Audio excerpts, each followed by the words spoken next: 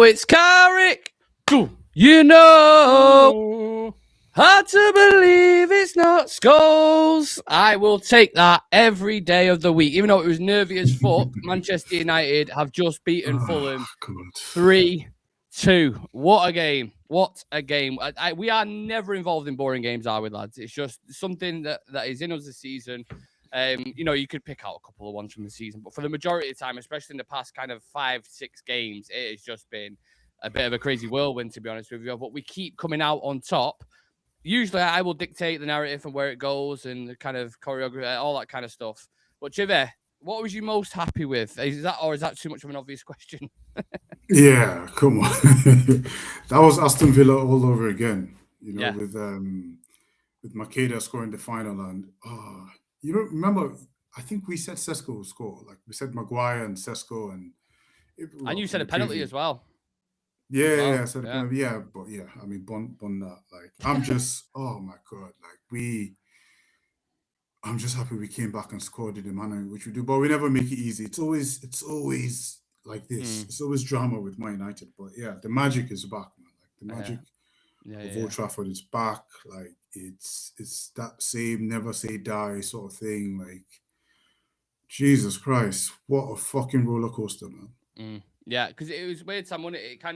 It did kind of peak and flow, and it was kind of like, I felt like we had good chunks of it where we was dominating possession and keeping the ball well. But when Fulham got in it and got in the stride, they had a good spell as well, kind of 15, 20-minute period where they was just kind of popping it about like with pace and creating a lot of chances. And it did feel like if United didn't go get that extra one, they would come back into it.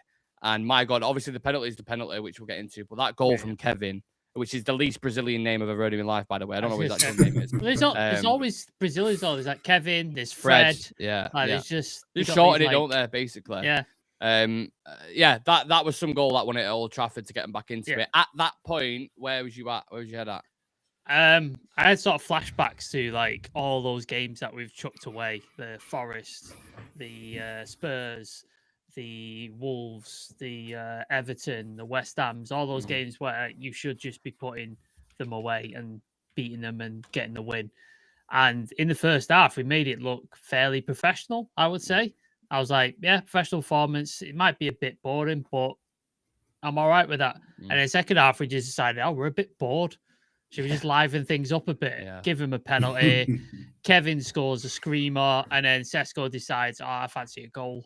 And plus one. So you just, under Amrim, that would have been like, here we go. Like, this is, same old shit, different day.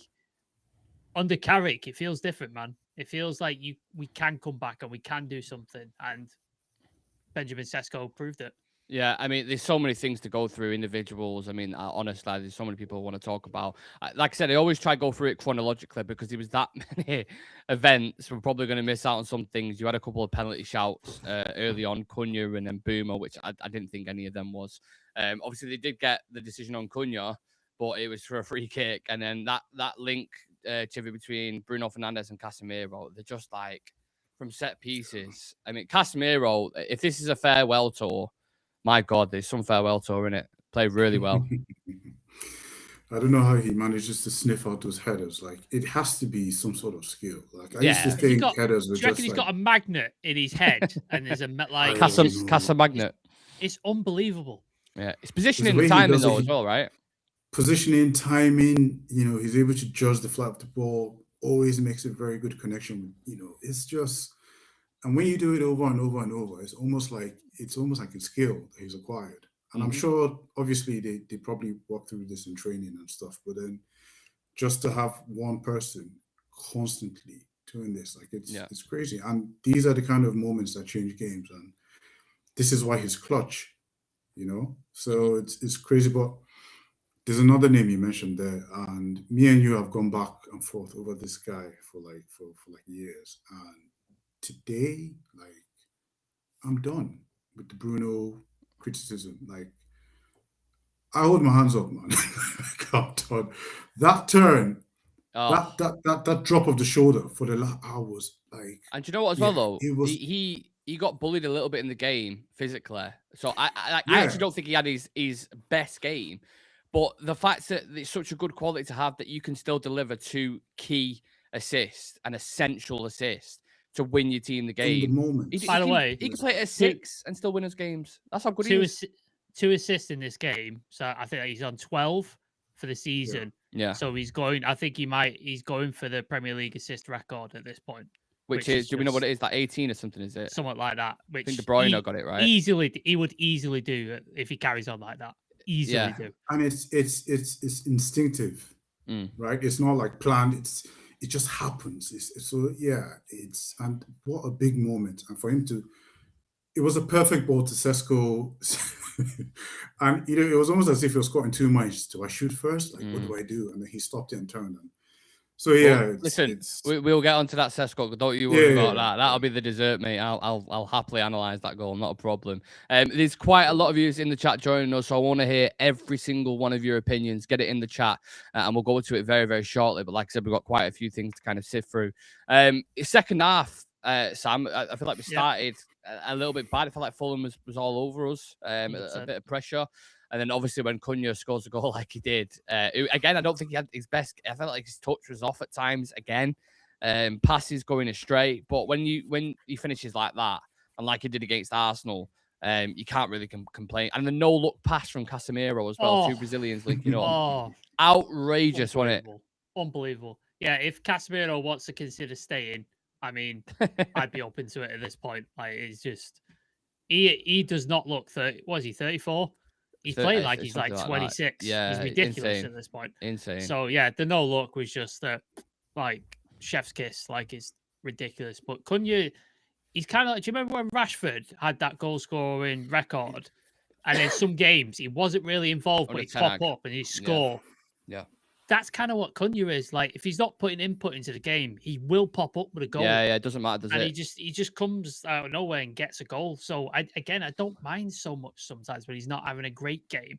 Yeah, because he's capable of that. Like, if you look at the angle that he shot from, the finish, extremely difficult. Didn't rate it enough on commentary. You know, like I know. The finish? Yeah. I watched it back and I was like, that is an incredible finish. Yeah. Like, and he got above the keeper as well. Like, he got it over the keeper. Yeah. So he didn't go like to the left of the keeper. He went top. Unreal finish. At that angle. Like ridiculous finish that. And then the Casemiro no look. He's just he's like me and Chivy have said, he's just playing with a brandy glass in his hand, isn't he? Most of the time. He's just wandering around just with the glass and just pinging stuff about like it's nothing. Unbelievable goal. And fucking fair play to Jamie Carragher was in that studio today as well. And obviously we all know the famous line that he said. He must be regretting that every day when he's watching him now, because the guy is playing out of his skin. And it's not crazy to say he's one of the most informed midfielders at the minute in the league. Like, that's genuinely how he's playing. If another player is playing in the team and getting assists and goals like he is and contributing defensively like he is, I mean, the guy, I know he's 33, but my God, like, he has bounced back significantly since all that shit that happened under Ten Hag. So fair play to him. Listen, it weren't all our way, was it, Chivy? Fulham started to kind of come back into the game. They scored a goal, which the offside, I mean, I don't know, it took about 5 minutes to see him for him to get it right. I don't know what was going on. I think it was Chukwueze, right, who initially, they ended up giving it to, with a shoulder, which is offside, which is quite fortunate. I don't know the actual rules. Like, how can you be offside by a shoulder? Because that's not an advantage, is it, with your shoulder? I mean, that's an advantage. And I'm not complaining, obviously, because it got ruled out, which is great. But was you a bit confused as well at the time when the decision was being made? I thought if that went against us, I'd be fuming. Like, I'd be fuming. Like, I think we got lucky with that decision. It could have gone either way, but I think we got lucky. And what you're alluding to is if it has to be a goal scoring part of your body that is offside.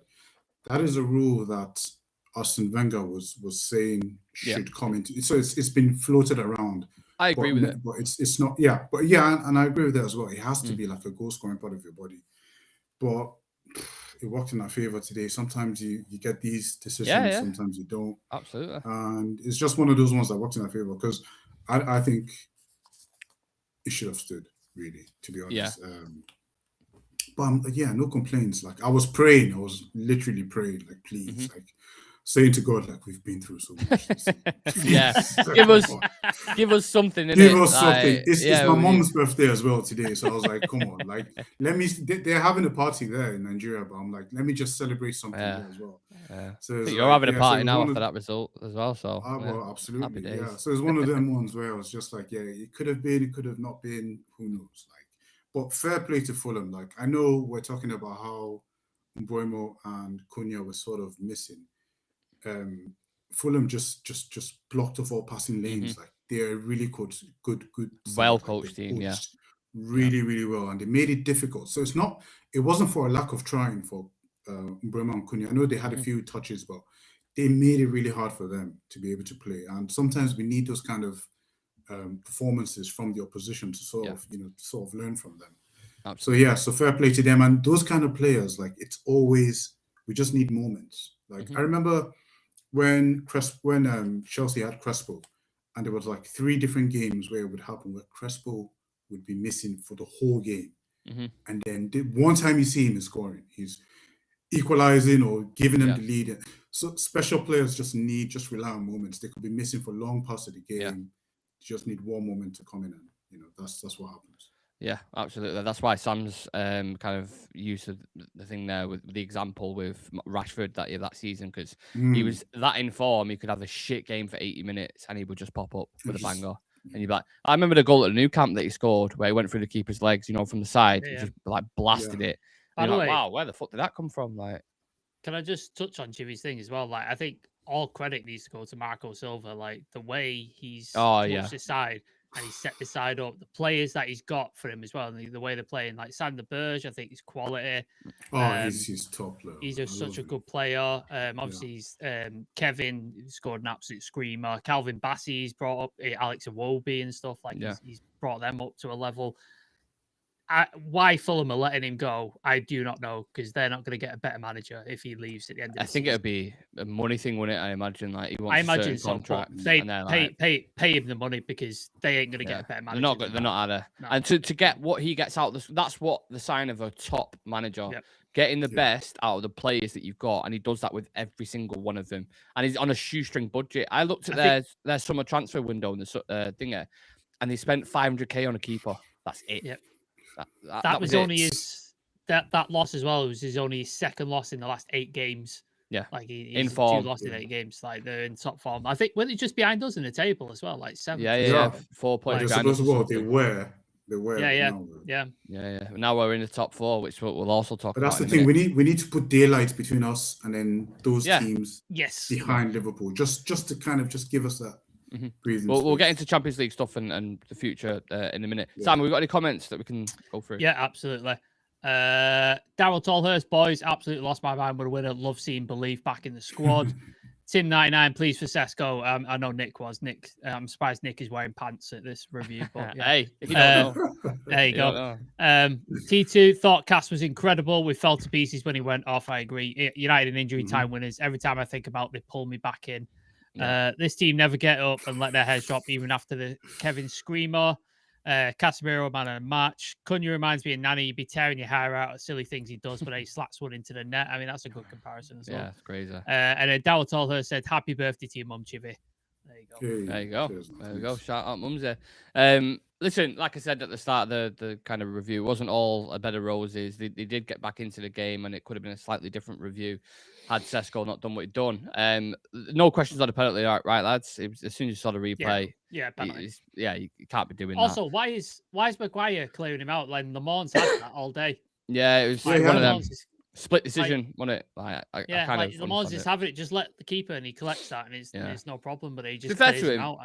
When he was stepping up, I thought Le Mans might save it because he is good at penalty saves. It was one of the you saw clips from Antwerp, like, he was really good, and he went the right way. He got the right height. He went the right way. Top of the net, though, ever getting that. No goalkeeper's getting that. So fair play to him. He got back into the game, and then that goal that Kevin scored, the combination on the side. Go on, Civir. Yeah, can we speak on Le Mans as well? Like, top. Sure we'll probably, No, go for it. You might as well, because it's perfect timing. So yeah, go for it. Honestly, like, I saw like this interview that he did during the week, or I saw the interview during the week. I don't know if that's when he'd done it, but he's got number 8 and number 24 on his goalkeeper gloves, and then he was asked about it by the interviewer, and they were like, they know some numbers. And he says it's from the Kobe Bryant Mamba mentality, like he was reading or he was listening to the book. And it's that aggressive mentality that, you're not going to beat me. Yeah. And you could see, in his performance today, like he was so sure, like he was going to do it. And even before he took before the penalty, before Raul took the penalty, like you could see, I was like, he's going to go the right way. And when Raul scored, they shared like a little thing. He was like, you got me. But, Yeah. But yeah, shout out to Lamens, man. Like, it's so good to have a keeper where that you can actually trust him, because there were so many times when they would take a shot. He made some good saves. He made a few good saves, man. He made a few good saves today, like a couple of saves, and I was really, really pleased because, I mean, what we've been through over the past 2 years, like every time there's a shot going there, there's a 50% chance that it's a goal. And I'm not set exaggerating pieces as well. Like set pieces. pieces. How many times did we concede on a set piece because of the goalie?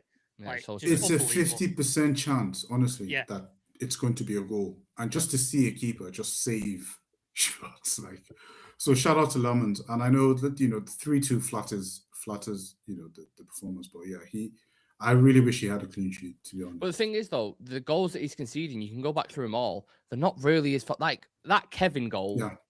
What do you want to do? Yeah. What do you want to do? A penalty that is like a perfect penalty. You're not saving that. Yeah. You think about Arsenal's goals that they scored. Own goal, deflection off Martinez won it that he did. Yeah. And then was it Marino? Bungling. Yeah, Marino bungling it across the line. Bungling it across the line. Yeah. Like they're not really ones you would blame a goalkeeper for. So he's come in and like we mentioned about Dorgu and Le Mans. No one can question the recruitment not being better. It is well better. Like we don't usually pick up these kind of signings for 20 million. Scored. Cesco scored. Yeah. Mbumo has scored important goals. Yeah. Le Mans, like Dorgu, like been top. The only mark they have against him is Ugarte and Xerxes. But I think Xerxes probably plays better in a different type of team. Yeah, maybe. I agree. But Ugarte is the only mark. There's still time for Xerxes under Marco Carrick. Yeah, absolutely. Yeah. 100%. So Ugarte is the only one where you'd be like, I question that decision. And again, every team has a signing where 100%. Fergie had signings. Fergie had hundreds of them. Even the best recruitment teams have ones where like Arsenal or Arsenal got a few. City, how many times did Pep replace his centre backs? Yeah. Like, James Trafford, 40 million. Yeah. Don't even play. We'll bring this Di Michaelis in, who got torn apart, and then he got shipped him off as soon as he didn't work. He brought in, who was that goalie he brought in? Caballero? Bravo. It was like, Bravo. It's like, yeah, Claudio Bravo. Fuck him off. Like, yeah. It don't work sometimes. Yeah. And listen, it's level at that point. I mean, the way the momentum was, Sam, you could have argued that Fulham looked like they might have even gone and got a winner. That's how it felt at the time. But then that, Chivy mentioned it, that dummy from Bruno Fernandes, the intelligence just to get beyond the defender, even when he's knackered, pick Cesco out. And Cesco's been picked out, and I'm going to send a fucking long voice note to my mate who I've been arguing with for time. Honestly, he's like, this guy is shit. Why have we spent this money and blah, blah, blah. He's not and it's because he's had moments in the box where even with his first touch when he came on, hit the post, literally. Yeah, exactly. Headed it. Yeah, headed it. Hit the post. I think I saw somebody on Twitter said if he hadn't shaved his head, he probably scores that.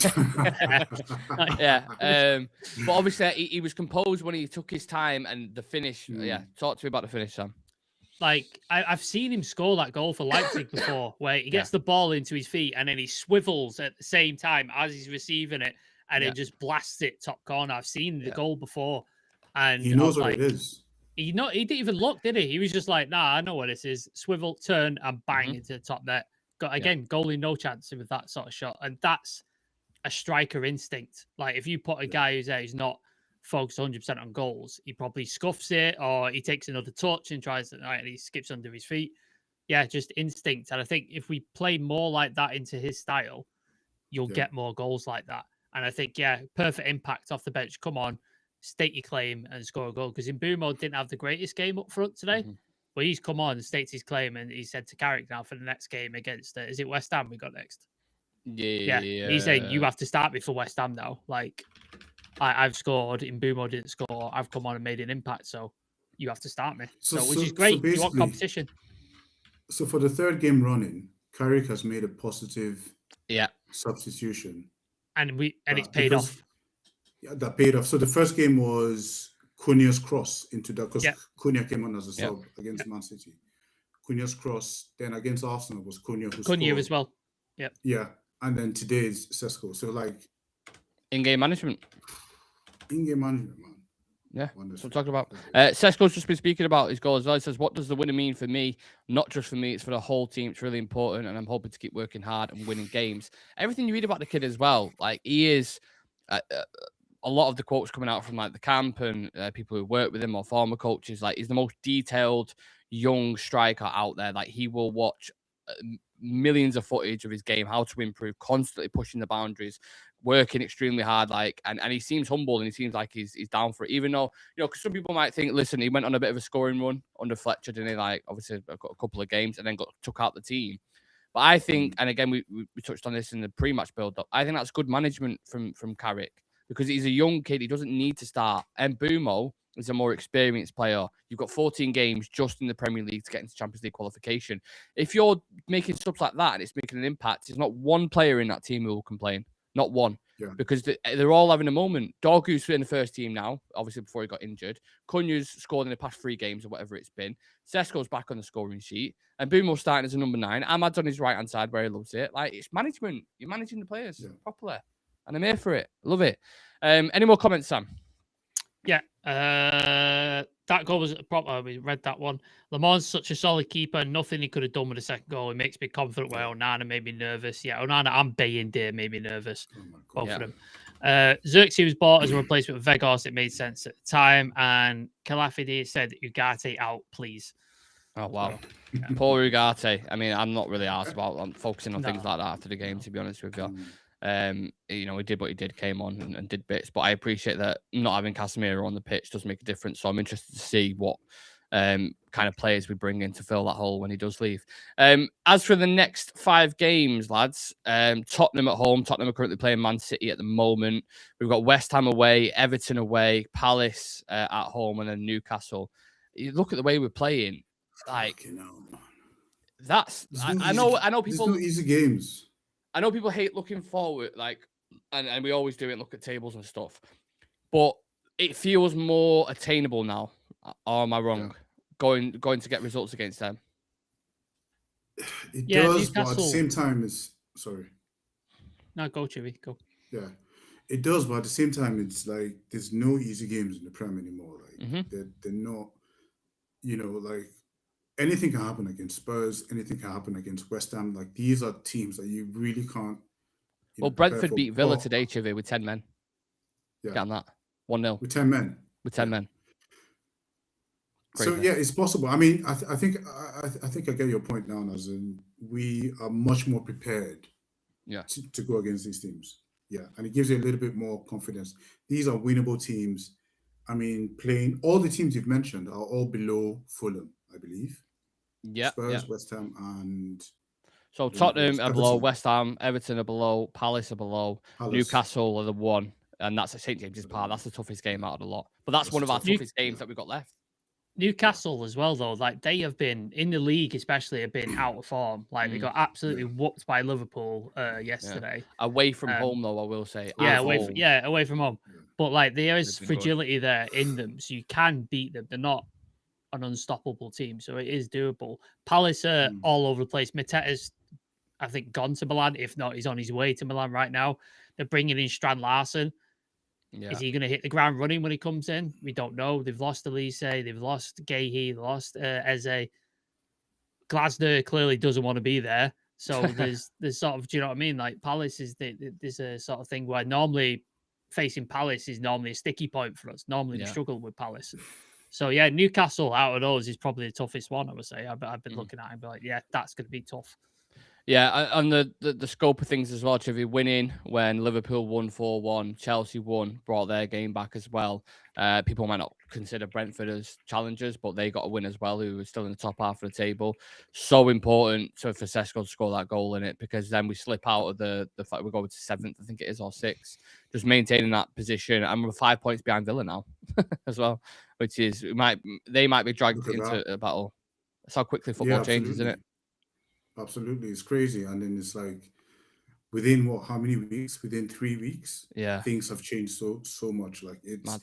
that was such an important goal. Honestly, it reminds me of the Villa goal against, with Makeda, because that was such an important 3 points. And I mean, important for us to go up the table. Important for us for team morale, for Cesco's morale, for the fans, for everything, really. Like that is really, really, that was a statement win, and we need to carry this, because if we went against Tottenham with a draw or a loss, like it's like a hump that we haven't really broken.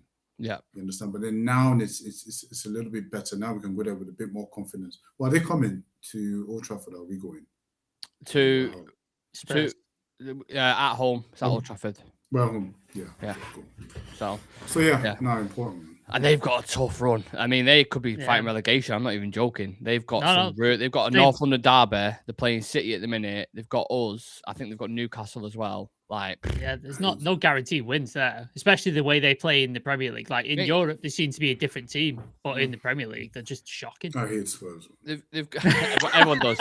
Everyone does. I never used to. I really like them, but then I what's the point? The shit in it. What's the point of Spurs? Yeah. But do you know Honestly, what? We lost to him. If they, that's the thing. And then if they disappear, like if no one will miss them. No one will be like, oh, do you remember Tottenham? No, like, they are the runt of the Premier League, aren't they? That's the best way to describe them. I mean, up until last year, they've not won a single meaningful trophy. No. And the only reason they won that trophy is because we were even worse than they were. Yeah, which is like I think for me, it's a selfish thing, because every time I need them to win, they just fuck it up. Yeah. Like, stop these, go and stop Arsenal, go and stop nothing. They just go and it's just like, man, you guys are just, what are you doing here? Yeah, I mean, they've got Paulinho at centre back today against City. God knows what's going to happen in that game, because no Van der Ven players missing. Is he injured again, Van der Ven? Yeah, injured again. Christ. Last thing, I can't end this review, should I say, without speaking about, everyone's talking about the attacking players now, what we've done, but their platform by. But I mean, I'll happily speak about Cesco again, about his goal and stuff, no problem. But I was going to mention Lissandro Maguire as a partnership together. Yeah. I think those two were absolutely rock solid. I know we conceded 2 goals. Maguire, you can, with a penalty, you could say, okay, maybe he was a bit rash. But apart from that, even towards the end of the game, Leacher, a couple of moments where he's diving in, tackles. Oh, I saw that. Mate, there was one on the outside, wasn't he? And he just fucking smashed the dude off the line. I was come on, Leacher. That's the partnership to go forward, isn't it, lads? Them two together. That is that is it for me. You've got Euro and Heaven on the bench, and I think Heaven's been good when he's played. For the future, both of them, right? For the future. Euro's had a terrible season. Like, he's had a really bad season. So I understand why he's not playing right now. But it's about competition, isn't it? Like, if we had, I know you touched on it in the pre-match, that if we had cup games, they probably would be getting opportunities right now in the cup games and rotating out. But we don't. So you just got to put your best team in to win. Like, we've just got to win as many games as possible from now until the end of the season. And you play with your best team. And at the minute, it's Maguire and Leacher. That's your best team. So I think it's good for Euro and Heaven right now that they're kind of taking out of that firing line, because under Amorim, it's like a microscope on every single thing that they did. So it's like, even when Heaven had a good game, if he gave the ball away, it'd be, there was too much focus on them. But when you have a solid, experienced partnership, and then they can come in and do, bit parts here and there, come and show it kind of takes the pressure off them, allows them time to grow and grow into develop. that. Same thing with Cesco and then Bumo. Like, letting Bumo take the platform, take the pressure, bring Cesco on every now and then. Do you know what? As well, Dallo and Shaw, solid. Both are really solid games. Yeah, no mistakes. No stupidity from either one of them. No switching off. Yeah. All the stuff that normally comes with one or both of those guys. Solid performances, which that's what I want to see. Like, I still think we need to invest in some fullbacks, but I think solid performances, which shouldn't go unnoticed. Well, only we've just got to beat Tottenham and West Ham, and Frank can finally cut his hair after all these, mate, he's so close. He's so close. 2 games away. We've just got to beat Tottenham, who are near the bottom of the table, and West Ham, who are near the bottom of the table, and he can finally do it and have some relief. Yeah, he's got 2. So basically, Carrick has come in and won his first 3 games in a row. Yeah. 3 games. And how on a long? row, How long like, did that is- take Cameron to do? Like 2 years. I think the only time he's done it is when we beat Sunderland, Brighton, and Liverpool at Anfield at the start of the season. I think that's Yeah. and the that- one that was time it. we've won 3 in a row, and that's it. Like, we do it now 4 in a row. I don't think he's ever done that as a manager. Like, because we were talking about, oh, he's got back-to-back games, didn't we? Do you remember? In the Yeah. Premier League. Like, on average, you won 1 game a month Did we win? in the league. Did we win 5 in a row under Ten Hag? I don't know. Everything's a blur to me at the minute, to be honest, when I try to I can't remember the last time. In his first season, I think We finished we third, might didn't have we? done. So Yeah. Yeah, I imagine I at can't- some We might point. have done. I was gonna say, like, the last time I remember winning 5 games over was Ollie, I think. Yeah. Like, I can't remember winning it for so long. Like, it's Yeah. been so long since we've done something like that. But listen, undefeated in 5 now at the minute, sitting 4th in the Premier League table, just behind Aston Villa. It's crazy how much things can change in football over an amount of time. Really, really appreciate everyone who's been tuning in and get their opinion in there. And again, likewise, if you're watching this later on, continue, get your comments in and let us know your thoughts on the game in general. Man of the match today, lads. Casemiro. Cassing it. It's cassing it. Yeah, Has to be. all day. Easiest man of the match you'll get, I think. Top player, and what a farewell tour he's having. We'll be back live early on in the week with Unfiltered and a couple of other bits. So please do leave a like on the video, subscribe to the channel. Check out our merch, which is in the description if you want to get any hats that we're wearing, hoodies and mugs. And also for further reaction from post-match interviews, clips from the show, clips from the stadium and stuff. And they'll all be on our Instagram, Twitter and TikTok. So, yeah. Can I shout out as well? We reached 10K on Instagram the other day. So thank you man. so much to everybody who follows us, Awesome. who likes, who subscribes, all that sort of stuff. It does not go unnoticed. We appreciate you. So yeah, 10K is massive for us. I've been trying to get that for, I think, since we started. So yeah, I appreciate it. Yeah, man. Right, appreciate you all. Enjoy the rest of your weekend, because you can now, because United have won. And me, Civir and Sam will catch you guys in the next one.